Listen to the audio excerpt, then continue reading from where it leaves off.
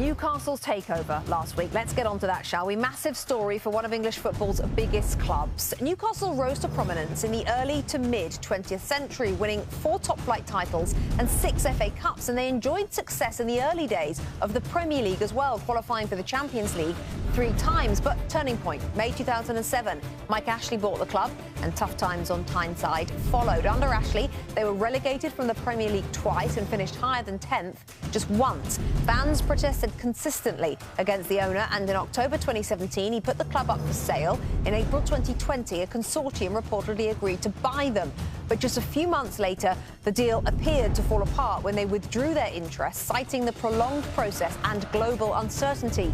Last week the deal finally went through as Saudi Arabia's public investment fund and 2 international firms with a presence in England officially completed the takeover for a reported fee of over $400 million.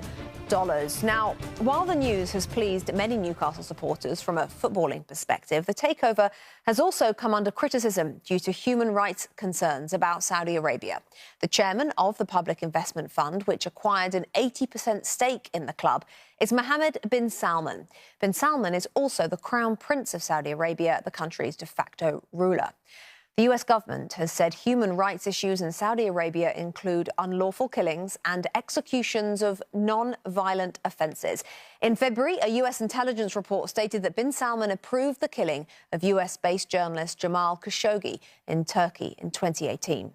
All of this has raised concerns, partly due to bin Salman's role with Saudi Arabia itself and its public investment fund. And in its statement confirming the deal, the Premier League outlined the central aspect as to why the takeover was able to be completed. They said they've, quote, received legally binding assurances that the Kingdom of Saudi Arabia will not control Newcastle United Football Club. All parties are pleased to have concluded this process, they say, which gives certainty and clarity to Newcastle and their fans. All those assurances cleared the way for the takeover. It was those assurances. And if those legally bound assurances are not upheld, it's important to say that the Premier League has the right to disqualify the new owners. This is the topic for Sunday morning's Boot Room. And here in our side set, Tim Howard and Robbie Earle. Rob, I'll start with you. Your reaction to the takeover when you heard the news? Well, first of all, when the Premier League come out, Rebecca, and say this is one of the most difficult transactions they've ever had to do in the Premier League, tells you that the enormity of what we're talking about. I'm conflicted with the news. Conversations on football and what it means to Newcastle, very happy to do. Conversations on human rights and discrimination, I think, are part of the whole conversation. Separation between the Kingdom of Saudi Arabia and the Public Investment Fund is a worry to me, Rebecca, that we don't know that the Saudi state are going to have any influence over the football club. So conflicted will be my words. Obviously, pleased for Newcastle on a football point of view, but we still have to address that there's other things involved in this deal. And I think Newcastle fans share your sentiments. Excited on one hand, conflicted on another. Tim, your reaction? Yeah, very similar to Robbie. Hard to decipher the difference between the Kingdom of Saudi Arabia and PIF, but the Premier League have assured us, the public, and they have assurances in place, legally binding assurances in place, that if these things aren't upheld, that they have the right to disqualify the ownership group. So we have to trust that, and in good faith we do. So, but from a footballing aspect, I couldn't be more excited. I could not be more excited for Newcastle to get back to where they were, because we talk about them being a sleeping giant. They are instantly one of the big 4, big 6 teams, instantly. So let's talk about it from a football perspective, because it's not Newcastle United fans' fault who owns their club. So from a footballing perspective, they have every right, as Tim says, to feel so excited about what the future holds. Are they, for you, instantly a top 6 or big 6? Yeah, I mean, they were sitting... Or big 7 now? Yeah, big 7. They were sitting second bottom in the table before they played Spurs later on today. But the landscape of English football's changed, Rebecca.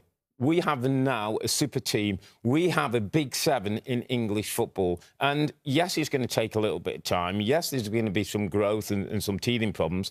But this team will challenge for Premier League titles. And in a short space of time, this team will win a Premier League title. Well, let's talk time. Yesterday, Jamie Carragher, former Liverpool defender, wrote in his column in The Telegraph he did not think that they would get a title in their St James's Park trophy cabinet until 2030. What do you think, Tim?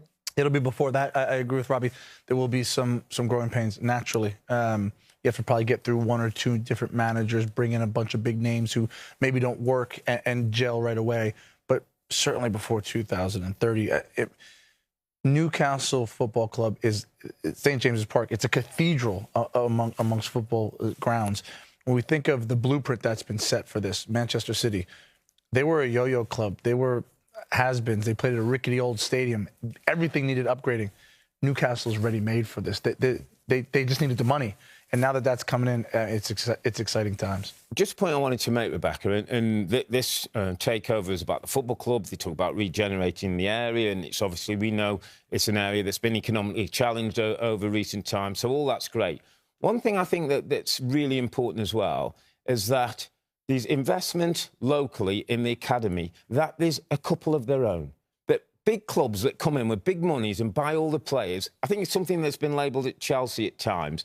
Manchester City with Phil Foden now has got somebody through the academy. So important that there's a local identity, that local young kids from Newcastle area can make it into this super team. And I think it's a really important point that, you know, going back in the day, we've had the Paul Gascoignes, the Peter Beardsley, Chris Wall, great Newcastle players who've played for that club. It's important that that is kept open. Not sure Sunderland and Middlesbrough would agree with you, because I think at the moment, as things stand up there, the best kids go to Sunderland and maybe even to Middlesbrough. Correct. But things certainly are going to change up there in the northeast. Do you think, Tim, when you look back at the way Chelsea did it under Abramovich when he first came in nearly 20 years ago, then City under Sheikh Mansour, do you think it's going to be harder for Newcastle because there are already the billionaires in place, whereas certainly for Chelsea there was nobody, the gap was massive?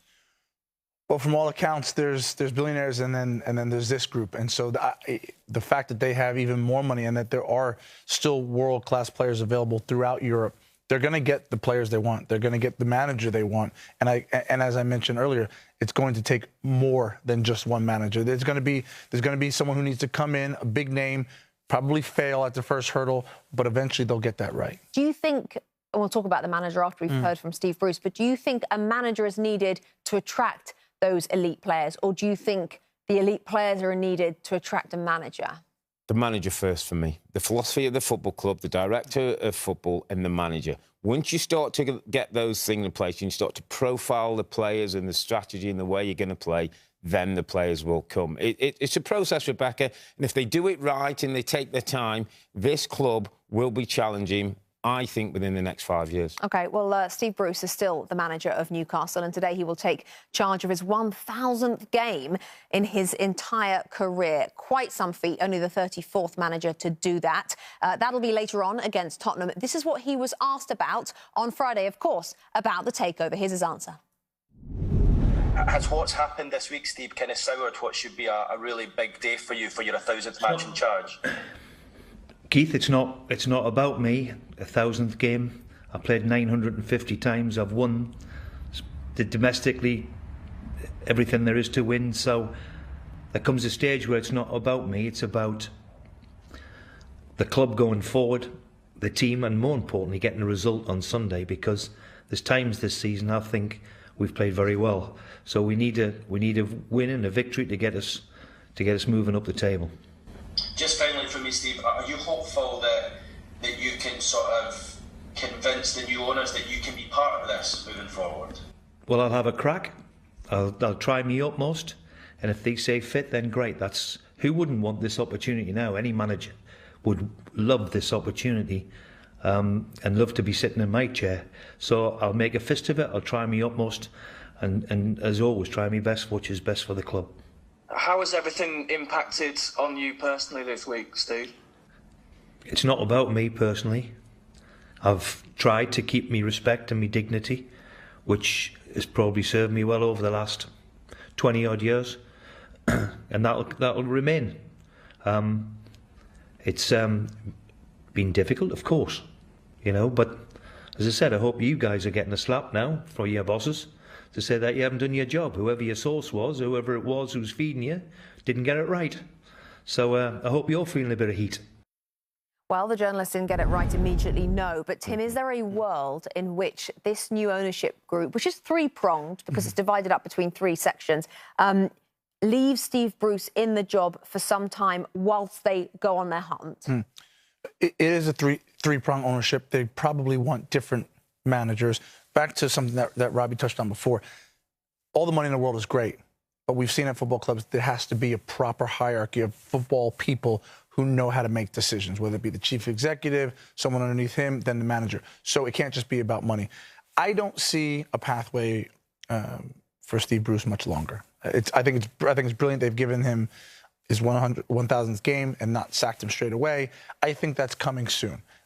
It's bittersweet, though, because I don't like the way that Steve Bruce has been treated over his time at Newcastle Football Club. It's been difficult. He grew up on the terraces. This is his club. Whether he's the right man for the job or not, it's almost like he's been dragged through the mud a little bit, and I don't think that's right because at the end of the day, he's a good football manager. It's interesting you mentioned the three-pronged ownership group, because even though there's an 80% stake from PIF. Yeah. Everyone having different ideas, some knowing more about football than others. Lee Charnley, the current chief executive, is going to do a little period where he does a handover, but we don't have a new chief executive. Yeah. There is so much to be done, as Tim was saying, with getting football people in the building who know what they're doing before you even think about buying players. There are key roles behind the manager that we see and who does the press conferences every day that is so important. And if those things behind the manager fall into place, then the manager has a good chance of success. And so Amanda Staveley was, I think, involved with the Manchester City purchase, and they went on to build a proper structure, and now they've got Pep. You tend to think they may have to go back down that route. It may take a little while longer than maybe some Newcastle fans would like, but they will get there in the end. Now, a certain special one over the course of this weekend, who is managing Roma at the moment in Italy, has said that he has an emotional connection to Newcastle United because of Sir Bobby Robson, who was the Newcastle United manager for many years, who Jose Mourinho worked for at Barcelona, Robbie. Jose Mourinho to leave Roma and go to St James's Park. There are worse options. Kind of quite like it, Rebecca, though. Kind of quite like it. Profile will bring attention.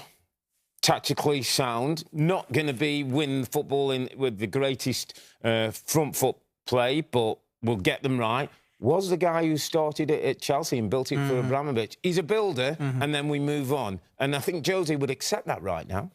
I think the point that he was part of the building blocks at Chelsea is enticing. It's also about identity, about character and pizzazz, and he brings that. He'll bring it for 1 or 2 or 3 seasons, but it gets them onto the landscape. You're global. You get Jose Mourinho as your manager, you go global instantly. But we shouldn't forget that he hasn't had a brilliant time of it recently. Does he still attract the calibre of player that they would want? Absolutely, absolutely. If you're asking me whether Jose Mourinho can sign big-time player, when he sits you in a room, he gives you that glint, Rebecca, no, I know you would sign for Jose. Yes, and the Premier League, you have to say, is usually a better place to have Jose Mourinho in it. Just because, can you imagine at Newcastle, 50,000 fans who love him? He would become the god in Newcastle United. It would be quite some story. We shall see. He has an emotional connection, so maybe that means he's available. Tim, Robbie, thank you very much indeed. A really, really interesting boot room this Sunday morning after a massive story in English football. Hi there, I'm Rebecca Lowe, studio host for NBC's coverage of the Premier League. Don't forget to hit subscribe to watch highlights all season long, and be sure to tune in for Premier League mornings every weekend at 7 a.m. Eastern. And for even more content, head over to Peacock, where we've got live games, original series and a dedicated round-the-clock Premier League channel featuring studio shows, classic matches and much more.